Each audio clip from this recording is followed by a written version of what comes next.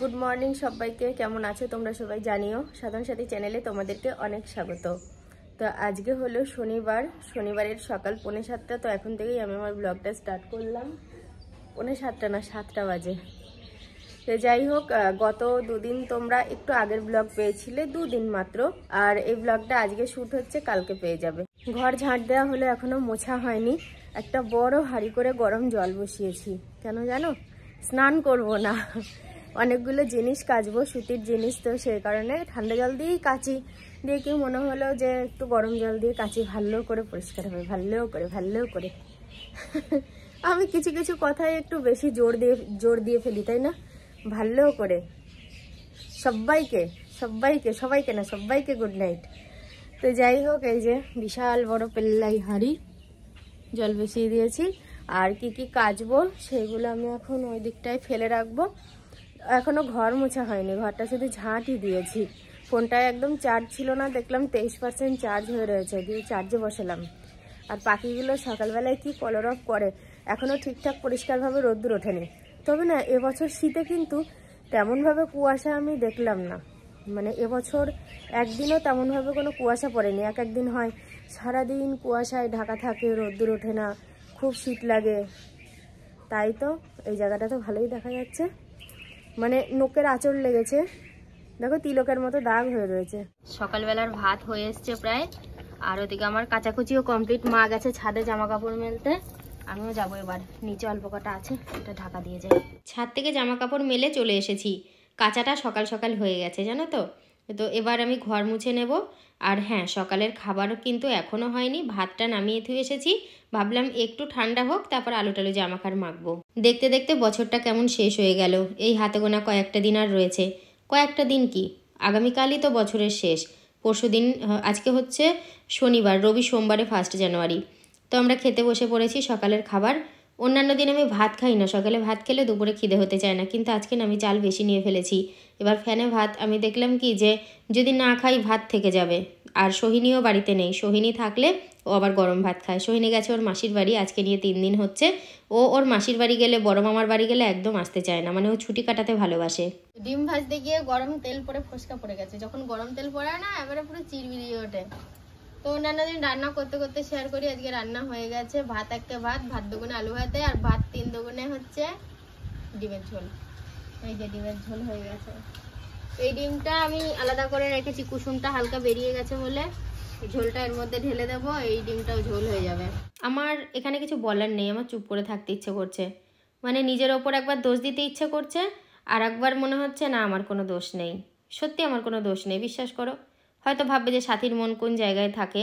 ইদানিং পায়েস ভালো হচ্ছে না, তারপরে ডিমের তরকারিতে লবণ দিচ্ছি না, আরও কিছু ছোটোখাটো কাজ যেগুলো আমার ভুল হচ্ছে। আসলে বিষয়টা কি, ওই যে নাইটির ওই হাতাটা না একটু বড়, আর ওই বাইকটা ওখানে রাখা ছিল, ওই বাইকের হ্যান্ডেলটা আমার নাইটির হাতার ভিতর ঢুকে পড়েছে। বলতে গিয়েও হাসি পাচ্ছে। দিয়ে আমি আর সামলাতে পারিনি, ভাতের হাঁড়ি থেকে ভাত সব পড়ে গেছে। অর্ধেক ভাত পড়ে গেছে, ভাতের হাঁড়িটা কাত হয়ে। দুপুরবেলায় গরম গরম হওয়া ভাত পড়ে গেল, কিরম আফসোস লাগছে বলো তো। তো ভাতটা আমি যেটুকুনি ভাত হাঁড়িতে ছিল ঘরে নিয়ে এসেছি। ঘরে নিয়ে এসে আমি একটু রোদ পোয়াচ্ছি বলতে ওই জায়গায় রোদ্দুরটা ছিল। আমি বললাম না আমার খুব শীত লাগছে, তা বলে জ্বর আসেনি, কিন্তু আমি শরীরের দিক থেকে ভালো বুঝতে পারছি এমনি শীতটাই লাগছে। ওই জন্য রোদ্দুরে একটু কম্বল পেতে শুয়ে রয়েছি, ভালো লাগছে। কিন্তু মনে মনে খুব খারাপ লাগছে, কতগুলো ভাত দুপুরবেলা পড়ে গেল। মা চাপাতে না করলো ভাত, কাকুলি বললো থাক করতে হবে না, আমাদের ঘরে আছে, সব মিলিয়ে হয়ে যাবে। তবে অনেক দিন অনেক কিছুই হাত থেকে পড়েছে, ভেঙেছে, যাই হয়েছে না কেন, এই রকম ধরনের ভাতের হাঁড়ি আমার ফার্স্ট টাইম পড়লো। ভাতের হাঁড়ি থেকে ভাত পড়ে গেল, তাও মা জুটোনে। আমাকে সবাই খুব রাগাচ্ছিল, স্নান করলেও ওদের ধারণা আমি নাকি স্নান করি না। তো যাই হোক, সবারই মুখ বন্ধ করে দিয়েছি, বেলা হলেও স্নান করেছি, মানে গায়েটায় জল দিয়েছি, পুরো মাথা ভিজাইনি, সামনেটুকু শুধু ভিজিয়েছি। আজকে ভাবলাম যে একবার শ্যাম্পু করবো, তারপরে আবার মা বললো কি যে এতটা বেলা হয়ে গেছে, আজ আর শ্যাম্পু করো না। দিয়ে স্নান করে একটু ফ্রেশ হয়ে নিলাম। আর একটু অবেলায় ভাত খেয়েছি, যার জন্য পেটটা না খুব ভরা ভরা লাগছে, ভালো লাগছে না। ভাবলাম ভাত খাবোই না, এমনি তো ভাত পড়ে গেছে কত। দিয়ে ওই যে এটা যদি ভাত থাকতো, আমি যদি বলতাম খিদে নেই, রুটি খেয়েছি খাবো না, সেটা সবাই মানতো। কিন্তু যে ভাতটা পড়ে গেছে, ভাবছি কি যে ভাত পড়ে গেছে বলে, ভাত কম আছে বলে হয়তো আমি খেতে চাইছি না, সেই জন্য অনেকবার জোর করছে, তো সেই জন্য অল্প কটা খেয়েছি, এখন ভরা ভরা লাগছে পেটটা। এই কোটোগুলা খুব ছিনা ছিনা লাগছে। হ্যাঁ, এগুলো তো চা করবো বলে এগুলো তো আকাশ পথে আমি দেখেছি। হ্যাঁ, এগুলো আমার ভ্যানিটি ব্যাগে চলে এসছে বাড়তে, আকাশ পথ থেকে নিচ পথে। হ্যাঁ, ওই তো প্লেনে সে খাবার কিনা হয়েছিল সেই কোটো ও চলে এসছে ব্যাগে করে, আমি ঠিক নিয়ে চলে এসেছি। 3টে এসছে, 4টে আসেনি না? কি 4টেই এসছে, কিন্তু এটার মধ্যে দেখো আমার কিন্তু 4 কৌটো আছে, এই চিনির কৌটো 4 কৌটো সব আছে। তবু এই যে এটাই চিনি রেখেছি, আর এটাই কি আছে, এটাই রেখেছি দুধ, আমুল দুধ, আর এটাই রেখেছি চা। আমি না চা করব, বের করলাম।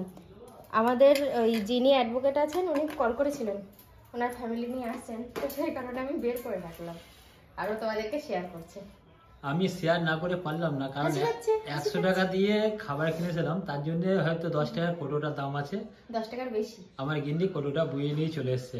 একটা কথা আমি বলবো, আমি কমেন্ট চেক করছিলাম, একটা কমেন্ট আমার খুব মানে মনে লেগেছে, যেটা আমি তোমাকে শোনাতে চাই, যেটা আমার মনের কথা, সেটা আমার এক বন্ধু কমেন্টে জানিয়েছে, ঠিক আছে? আমার ডেলি ভিউয়ার্স দেবীদাস, ঠিক আছে? হাই সাথী, তুমি কেমন আছো? আমি ভালো আছি। আজকে তোমার মুখে হাসি নেই, তোমার মুখটা দেখে মনে হচ্ছে কিছু একটা চিন্তা মাথায় ঘুরপাক খাচ্ছে। সত্যি তোমাকে দেখে মনে হচ্ছে সব কাজগুলো তুমি মনের ইচ্ছা না থাকলেও জোর করে করতে হচ্ছে। পেপারদার হাসি মুখটা খুব ভালো লাগলো। একটা কথা বলবো সাথী, এবারে ঠিক করে শোনো। তুমি কিছুদিনের জন্য তুমি তোমার মায়ের কাছ থেকে ঘুরে এসো, একদম পিছনের সব চিন্তা ফেলে রেখে একদম নিজের মতো করে, ঠিক যেমন বিয়ের আগে ছিলে বা থাকতে, ঠিক সেই রকম, ঠিক যেমন বিয়ের আগে বা ছিল সেই রকম। কানটা আমার ছিঁড়ে যাবে তো। দেখবে মনটা তোমার ভালো হয়ে যাবে, একদম চিন্তা করো না, ঠিক হয়ে যাবে, ঠিক আছে? তাহলে আমার এই মনের কথা আমার বন্ধুরা জানাচ্ছে, তোমার মনে কি একটু নাড়া দেয় না যে আমি বউটাকে একটু মায়ের কাছে পাঠালে বউটার মনটা ভালো হতে পারে? কমেন্টটা যে লিখেছে তার নামটা কি? ওই তো আমাদের প্রত্যেক দিনের দেবীদাস। দেবীদাস, তুমি কিন্তু আমার খুব বিপদ, মানে বিপদটাকে ছেড়ে নিয়ে এসে দিলে। সব যদি চিন্তা ভাবনা ছেড়ে দিয়ে চলে যায় বাপের বাড়িতে, তাহলে আমাকে খেতে দেবে কে? রান্না করবে কে? শুধুমাত্র খাওয়ার আর রান্না করার জন্যই আমাকে রেখেছে। তাহলে তোমরা বুঝতে পারলে তো ও যেমন বলছে, আমি কিন্তু হাসি মুখে পুরো ওকে রিপ্লাইটা এক্ষুনি তোমাদের সামনে অন ক্যামেরাতেই দেবো। যাবে সহ্য হচ্ছে না। কটা দিন পরে না, আমি একরকম ঠিক করেছি যে মায়ের শরীরটা একটু ভালো হয়ে এসছে। 1 জানুয়ারি হচ্ছে সোমবার, মঙ্গলবারটা বাদ দিয়ে বুধবার যাও। এক বুধবার যাবো আর এক বুধবার আসবো। তোমার কথা শুনে আমি কিন্তু হ্যাঁ বললাম, ঠিক আছে? না মানে এক বুধবার যাবো আর এক বুধবার আসবো, যেমনটা আগে যেতাম, মানে মা নিতে আসতো, একটা রবিবার ধরে যেতাম আর একটা রবিবার ধরে আসতাম। 8টা দিন খুব কষ্ট হবে। তো কি হয়েছে, ওটা কোনো ব্যাপারই না, ঠিক আছে? আমি রাজুকে বলছি যে বেড়াতে যাবো বলে 2 মাস ছুটি নিয়ে আমি, তুমি চলে যাও, মানে সবার পাওয়ারে আমি পাওয়ারফুল হয়ে গেছি। ঠিক আছে, যাবে বেড়াতে, কোনো অসুবিধা নেই, কিন্তু এখন একটু ওর কাজ আছে, কাজটা সারুক। 2 জায়গায় ভাত হচ্ছে, ডেচকির মধ্যে হচ্ছে আর হাঁড়ির মধ্যে, আর এখানে দিয়েছি ডিম সিদ্ধ, আলু সিদ্ধ, আর হাঁড়ির ভাতটা শুধু ভাত হচ্ছে। এবার বলি 2 জায়গায় কেন হচ্ছে, মানে এটাই হচ্ছে আতপ চালের ফেনা ভাত, আর হাঁড়িতে হচ্ছে ঝরঝরে ভাত। তরকারি আছে, বাবু ও খাবে, তো সেই কারণে ওই হাঁড়ির মধ্যেই ভাত হচ্ছে। ওদের তরকারি যেহেতু আছে ওই জন্য আলু সিদ্ধ দিইনি। আর এটা আমাদের আতপ চালের ভাত, দেখেছো? ছোট ছোট করে আলু কেটে দিয়েছি, আর কাঁচা লঙ্কাও সিদ্ধ দিয়ে দিয়েছি, আর সাথে রয়েছে ডিম সিদ্ধ। ঘি দিয়ে খুব ভালো লাগবে, ঘি দিয়েই খাওয়া হবে। আর এর মধ্যে লবণও দেওয়া আছে, তবে খেতে গিয়ে বুঝতে পেরেছি লবণটা একটু বেশি বেশি হয়েছে। এই দেখো কি সুন্দর সাজিয়ে নিয়েছি, দেখেছো? আচ্ছা, তোমাদের কার কার ঠিক এটা পছন্দের খাবার অবশ্যই কমেন্টে জানিও তো। আমার কিন্তু খুব ভালো লাগে এরকম লঙ্কা, নুন, ঘি আর আলু সিদ্ধ মাখা। শীতের রাতে এই খাবারটা খাওয়ার পর বাইরে আর বেশি অপেক্ষা করা যাবে না, সাথে সাথে কম্বল চাপা নিয়ে ঘুমিয়ে পড়তে হবে। ঘুম না আসলেও শুয়ে থাকতে হবে, দারুণ লাগবে কিন্তু। তবে আমি খেয়ে দিয়েই শুয়ে পড়তে পারবো না, আমার খেয়ে কলতলায় বাসন ভিজিয়ে রাখতে হবে, তারপরে ভাত বেড়ে রাখার আছে সেগুলো করতে হবে, মোটামুটি সময় লাগবে। মানে গরম গরম ভাত খেয়ে শরীরটা গরম করব, তারপর আবার কাজ করে শরীরটা ঠান্ডা করে তারপর আবার ব্ল্যাঙ্কেটের ভিতরে ঢুকবো। কি অবস্থা বলো তো? ঘরেই ছিলাম, বসেছিলাম, মনে হলো যে একটু পাড়া থেকে ঘুরে আসি, 1 কাপ চা খেয়ে আসি। কিন্তু পাড়ায় গেলাম, চাও খেলাম, সবই ঠিক আছে, কিন্তু বাইরে খুব ঠান্ডা। চলে আসলাম বাড়িতে, আর ঠান্ডা পড়ে থেকে কিন্তু আমি বাড়িতেই চলে আসি। তোমাদের বলেছিলাম না যে তোমাদের সাথী ব্ল্যাঙ্কেট আমাকে বার করতে বলবে, আমি কিন্তু অলরেডি বার করে দিয়ে গেছি।